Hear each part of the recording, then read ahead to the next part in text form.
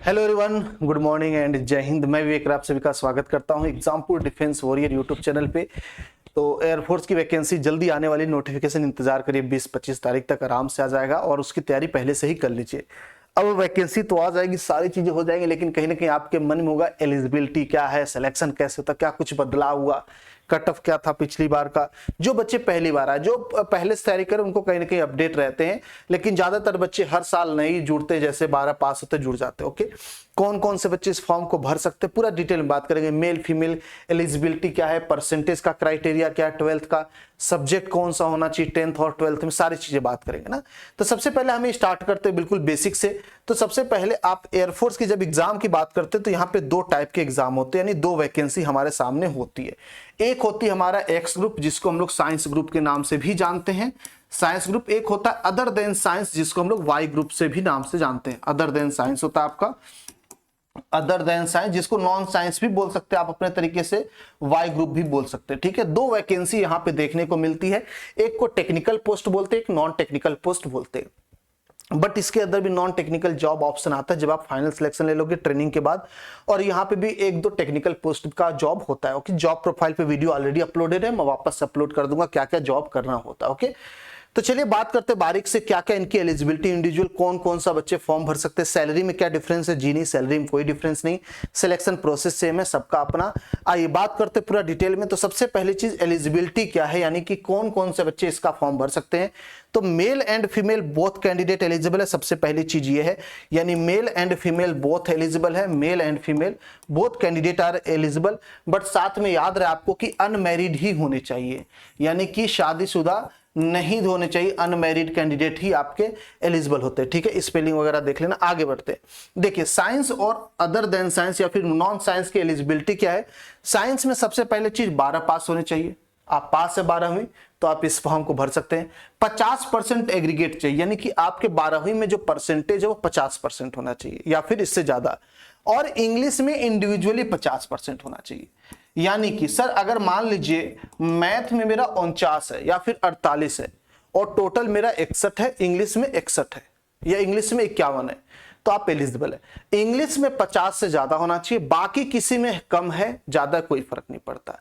आप मैथ में पा गए 60-70%, ठीक है, और इंग्लिश में पा गए 49%, आप एलिजिबल नहीं।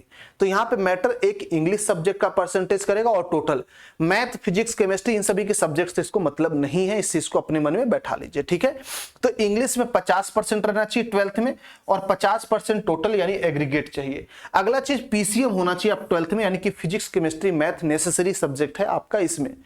अब मान लीजिए सर हम पीसीएम नहीं है, तो आपके लिए अगली वैकेंसी है नॉन साइंस, जिसको अदर देन साइंस भी बोलते हैं। यहां पे भी आपको 12वीं पास इस फॉर्म को भर सकते हैं, यानी कि 10वीं पास के लिए वैकेंसी नहीं है। अग्निवीर एयरमैन की वैकेंसी है, 50% एग्रीगेट और इंग्लिश में इंडिविजुअल 50% यहां भी आपका लेके चलना होता है। ठीक है, इंग्लिश में 50% इंडिविजुअल आपको लेना चलता है, लेके चलना पड़ता है। अगली बात करेंगे, आप कोई भी सब्जेक्ट, आप कॉमर्स से हैं, आप बायोलॉजी से हैं, आप किसी भी स्ट्रीम से हैं।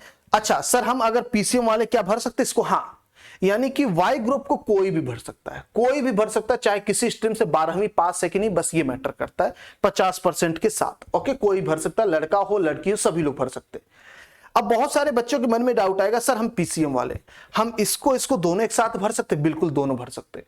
सर फिर दोनों की तैयारी करनी होगी, हाँ दोनों की तैयारी करनी पड़ेगी। सर दोनों का एग्जाम देना होगा, हाँ दोनों का एग्जाम देना पड़ेगा। सर दोनों में पास होना पड़ेगा, जी नहीं, ऐसा नहीं।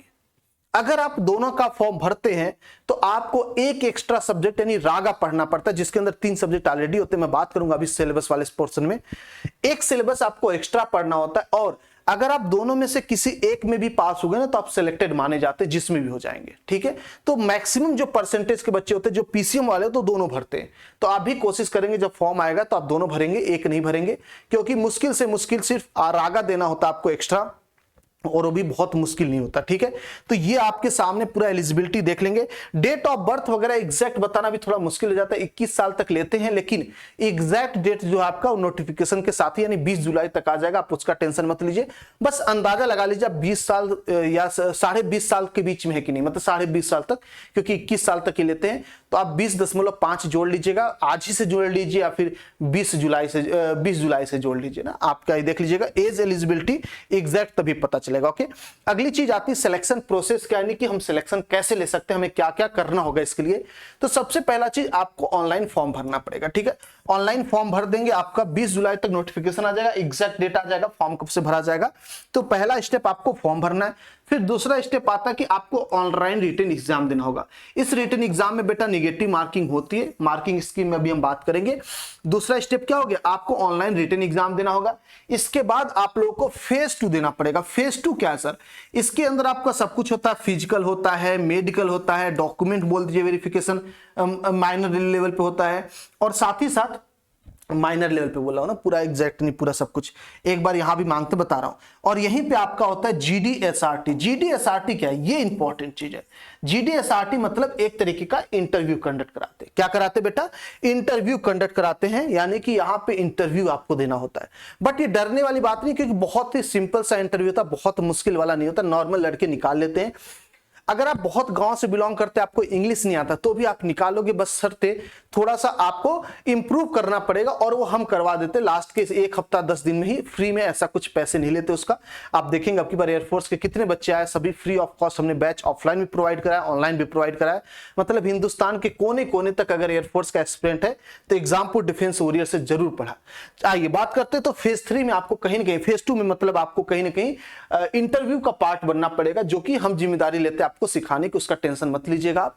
बहुत आसान है, आराम से सीखेंगे आप, सभी लोग बहुत अच्छे से क्वालिफाई करेंगे। ठीक है, अब आता है पीएसएल यानी प्रोविजनल सेलेक्टेड लिस्ट, यानी कि फाइनल कौन कौन सिलेक्शन हुआ उसमें। ठीक है, और उसके बाद एक आपका डॉक्यूमेंट वेरिफिकेशन यहां पे भी होता है आपका, जब जाओगे वहां पे पैन कार्ड वगैरह जहां पे लगता है डॉक्यूमेंट लिंक करने के लिए।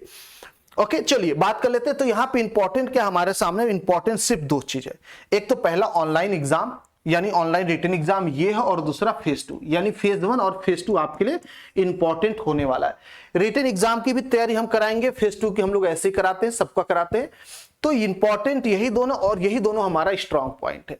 यानी कि रिटन में कोई तोड़ नहीं है, कोई जवाब नहीं है, और फेज 2 में आप देखे होंगे 1 महीने में लास्ट के क्या तहलका मचे, पूरे यूट्यूब पे आप सर्च कर लीजिए एयरफोर्स फेज 2, आपको वीडियो एग्जामपुर डिफेंस वॉरियर का ही मिल जाएगा। आपको बच्चे भी मिल जाएंगे, बहुत सारे सिलेक्टर, सब कुछ मिल जाएगा आपको, वो कहने की बात नहीं है। तो हमारा जो यहाँ पे नेसेसरी चीज है, जो आपको कमजोर बनाता है, जो आप डरते जिससे, वही चीज हमारा सबसे स्ट्रांग है। तो एक बहुत बढ़िया रीजन बनता है हमसे जुड़ने का। ओके, आइए बात करते हैं हम आगे। तो ये आपका सिलेक्शन प्रोसेस हो गया, यानी कि कहीं ना कहीं हमें रिटन एग्जाम देना, सबसे पहले फॉर्म भरने में तो कुछ है नहीं, रिटन एग्जाम देना। रिटन एग्जाम की जब हम बात करते हैं तो कहीं ना कहीं हमारे मन में आता है सिलेबस, यानी कि हमें क्या क्या पढ़ना होगा रिटन एग्जाम निकालने के लिए।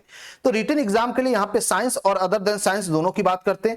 अच्छा, जो ये मैंने बताया सिलेक्शन प्रोसेस, ये दोनों के लिए सेम है। ऐसा मत सोचिएगा वाई ग्रुप वाले बच्चे इंटरव्यू देंगे कि हाँ देंगे, एक्स वाले देंगे हाँ देंगे, सेम है, बिल्कुल कोई चीज नहीं।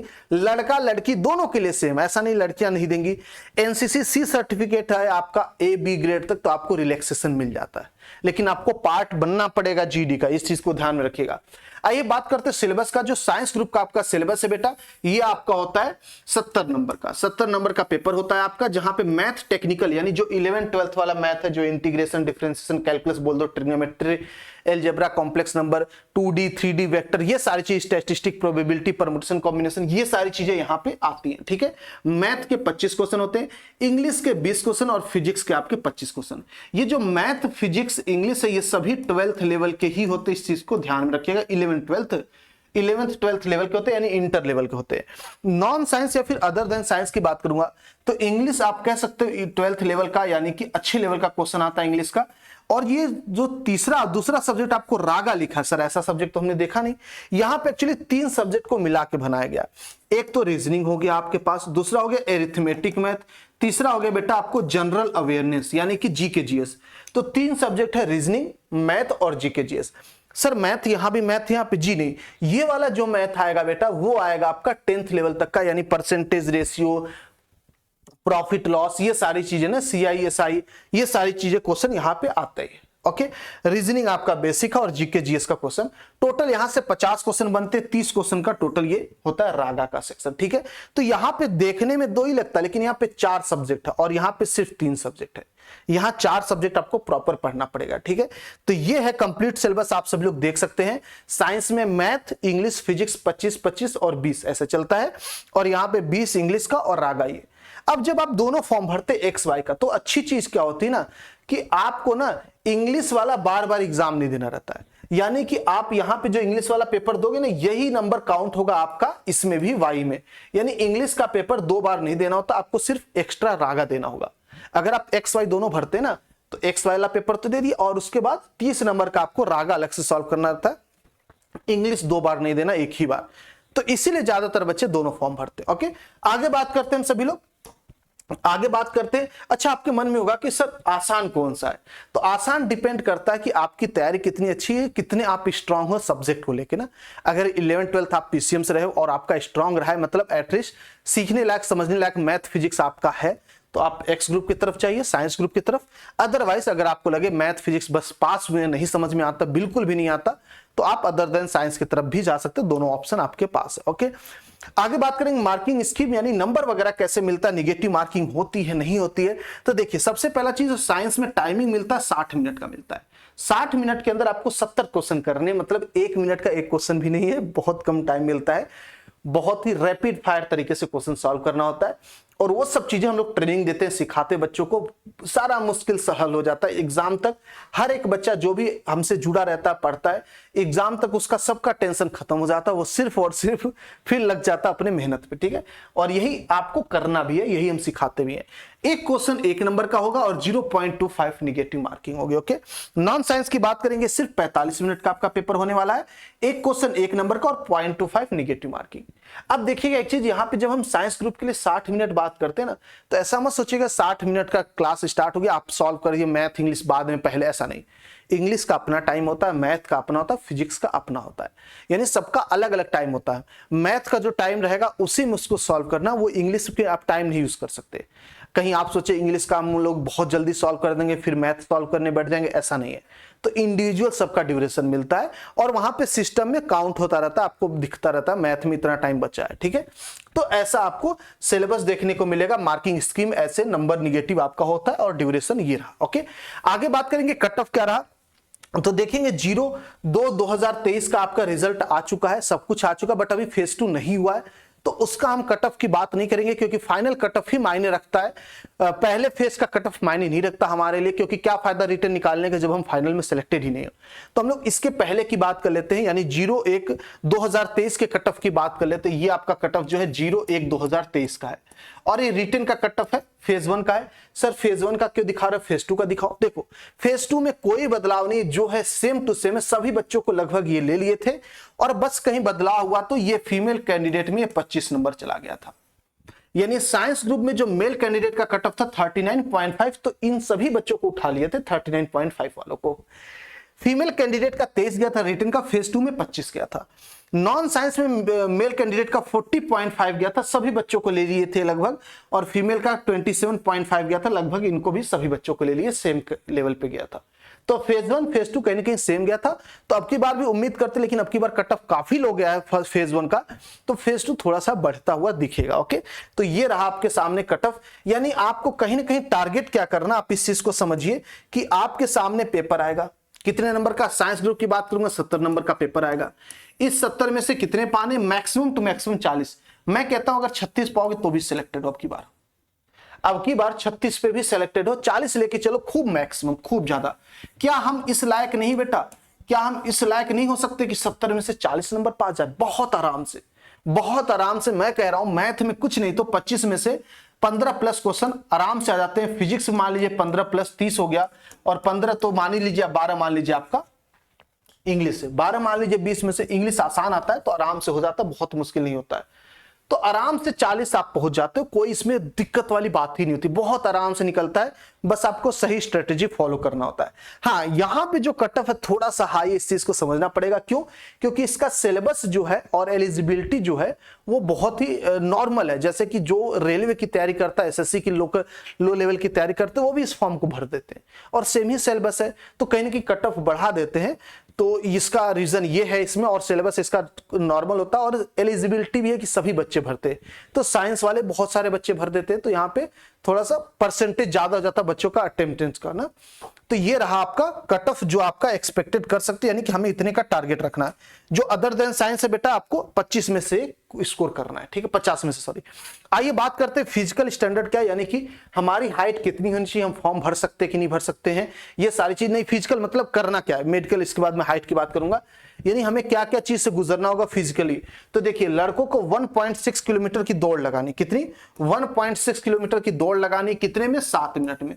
6.5 एक्चुअली, ये 6.5 लेके चलिएगा, 6.5 मिनट, ठीक है, 7 मत लेके चलिए।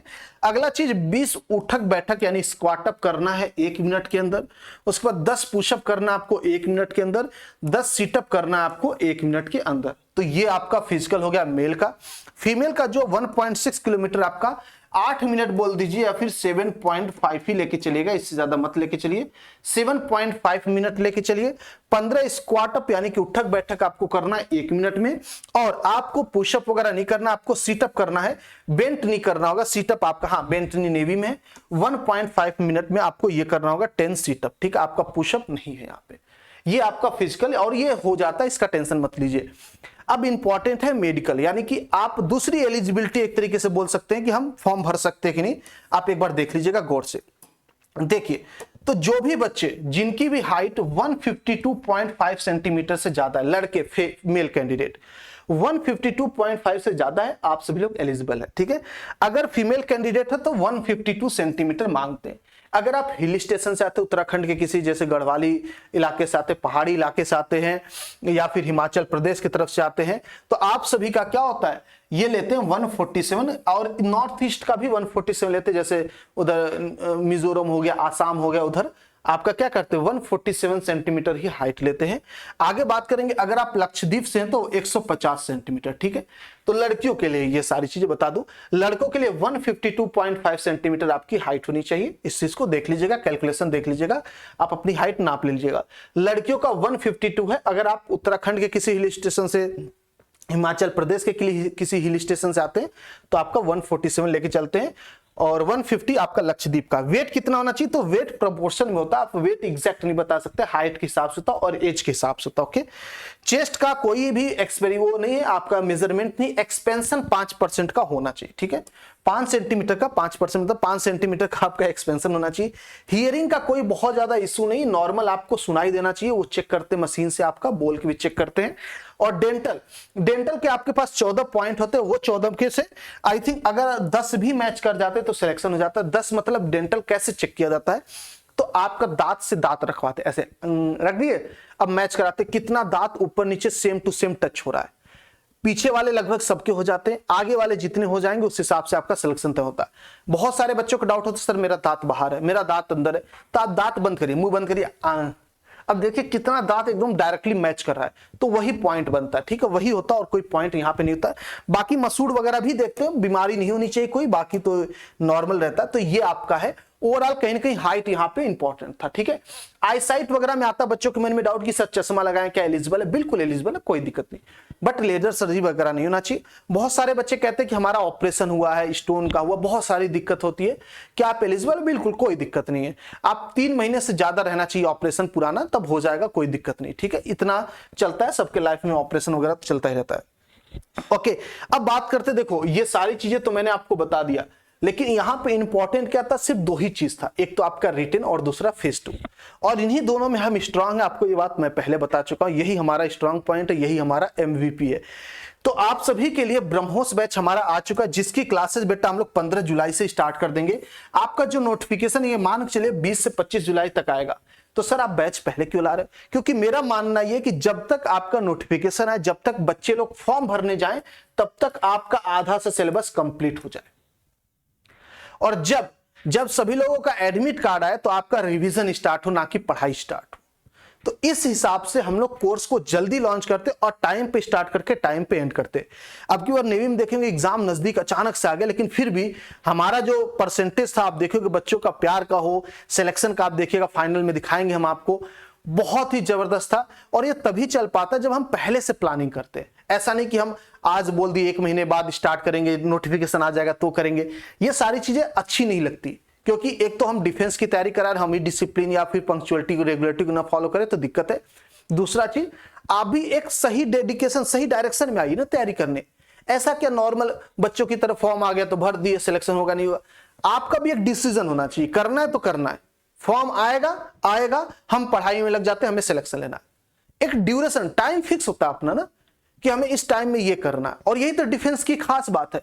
तो आप सभी लोग भी बैच से आज ही जुड़ सकते हो, मेल फीमेल दोनों कैंडिडेट। बेटा ये आपको पड़ेगा 999 का। इसके अंदर फेज 1 फेज 2 दोनों है। तो आप ऐसा नहीं सोचेंगे कि फेज 1 हम कहीं से कर लेंगे, फिर फेज 2 के लिए पैसे देके ऑफलाइन कहीं जाएंगे कोचिंग करने, ताकि हम जीडी की तैयारी कर पाए, इंटरव्यू वगैरह की। आपको सब कुछ हम लोग फ्री ऑफ कॉस्ट प्रोवाइड कराते हैं। आपको सिर्फ और सिर्फ इतना करना है, 999 का ये ब्रह्मोस बैच जोड़ना है, इसके साथ आपको सब कुछ इंक्लूड हो जाएगा। ठीक है, तो बहुत ही जबरदस्त बैच है। इसके लिए कोड लगाना होगा डिफेंस 60। ठीक है, तो एयरफोर्स के जितने भी एस्पिरेंट है, और देख लेना वैकेंसी बहुत ज्यादा आएगी। और मेरा मानना यह है कि 2000 मुश्किल से 2026 तक, ये मान के चलिए 2026-27 तक जो भी बच्चे फॉर्म भर रहे हैं, आप बहुत लकी हैं। 2026 के बाद देखिएगा इन सब फॉर्म में, जब अग्निवीर की जिसकी बात हो रही 50% परमानेंट करने की, अगर ये सब लागू हो गया ना तो भीड़ लग जाएगी। अभी आपके पास सुनहरा मौका है, और जब ये लागू करेंगे तो सब पे, आप पे भी लागू हो जाएगा, आप भले ज्वाइन कर चुके हो। ठीक है, तो आप सभी के लिए सुनहरा मौका, इसको सीरियसली लीजिए, इसको मजाक में मत लीजिएगा। इसको ऐसे मत सोचिएगा 25% को परमानेंट करेंगे बाकी सबको हटा देंगे, ऐसा कुछ नहीं सोचने की जरूरत अभी फिलहाल, क्योंकि आपके सामने जो उस चीज को पार करिए। तो ब्रह्मोस बैच बेटा आज ही आप सभी लोग ले लेना, बहुत ही जबरदस्त बैच है, सच बता रहे हैं, बहुत ही जबरदस्त तरीके से पढ़ाते हैं। आपका सारा टेंशन खत्म। आपके मन में जितना चीजें चला ना, मुझे आएगा नहीं आएगा, मेरा निकलेगा नहीं निकलेगा, मैं ऐसा हूं, मैं कमजोर हूं, मैं बहुत तेज हूं, मुझे सब कुछ आता है, मैं कैसे करूंगा, सब कुछ आपका सारा कैलकुलेशन आके हमारे पास तक रुकता है। फिर आपको एक सही डायरेक्शन दिखाते हुए, पढ़ाते हुए, मेहनत कराते हुए लेके जाते हैं। एग्जाम तक आपके अंदर खुद कॉन्फिडेंस आता है, आप खुद बोलते हो कि पेपर इजी आया था। ये आपका जुबान कहेगा, मेरा जुबान नहीं। ठीक है, तो आप सभी लोग ब्रह्मोस बैच ले सकते हैं। अगर नेवी की तैयारी कर रहे हैं तो विक्रांत 2.0 भी ले सकते हैं। ये दोनों बैच आपके 01/2024 को टारगेट करते हुए है, और इसका भी प्राइस सेम है, 999 कोड लगाना होगा इसके लिए, डिफेंस 60। ठीक है, नेवी का भी बहुत ही जबरदस्त बैच है। विक्रांत आप सभी लोग देख ही रहे, बच्चे पढ़ रहे हैं, आप भी इससे जुड़ सकते हो। अगर विक्रांत के पार्ट बनना चाहते हो तो आप सभी लोग इससे जुड़ जाइए विक्रांत 2.0 से। कोर्स आपको 999 यानी कि 999 का पड़ेगा। आगे बात करेंगे कोर्स लेंगे कैसे, तो आपको गूगल प्ले स्टोर पे जाना और सर्च करना है एग्जामपुर।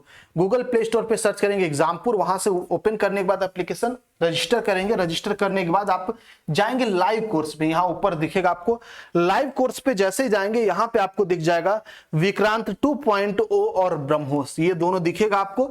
जो भी बैच लेना आप आराम से ले सकते। कोड लगाएंगे डिफेंस 60, इससे 60% ऑफ हो जाएगा, और कोर्स आपका 999 का ही पड़ेगा। इसके अंदर हम आपको सब कुछ देते हैं, आपको पीडीएफ देते हैं, आपको मॉक टेस्ट देते हैं, आपको फॉर्मूला बुक देते हैं, आपको हम प्रैक्टिस भी कराते हैं, आपको चैप्टर वाइज भी कराते हैं, चैप्टर वाइज पीडीएफ भी मिलता है, मिक्स्ड क्वेश्चन भी मिलता है।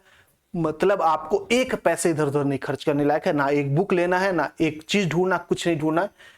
तो आपको बहुत ही जबरदस्त तरीके से सब कुछ मिल जाएगा। ठीक है, और पेमेंट आप किसी मोड से कर सकते हैं, फोन पे, पेटीएम, भीम पे, UPI, credit card, debit card, कैसे भी। ओके, कोई भी क्वेरी बेटा इस नंबर पे कॉल कर सकते हो, इस नंबर पे व्हाट्सअप। ठीक है, तो ब्रह्मोस 2.0 और विक्रांत, ब्रह्मोस बैच और विक्रांत 2.0 से आज ही जुड़ जाएगा। ठीक है, ब्रह्मोस और विक्रांत 2.0 से आज ही जुड़ जाएगा, ज्यादा टाइम आपके पास नहीं है। और क्लासेस हम लोग 15 तारीख से स्टार्ट कर देंगे, बहुत ही धूम धड़ाके से, एकदम जोश के साथ। ओके, चलिए मिलते हैं। आप सब लोग अपना ख्याल रखेंगे, अपने घर वालों का ख्याल रखेंगे, हंसते रहेंगे, मुस्कुराते रहेंगे। जय हिंद, जय भारत।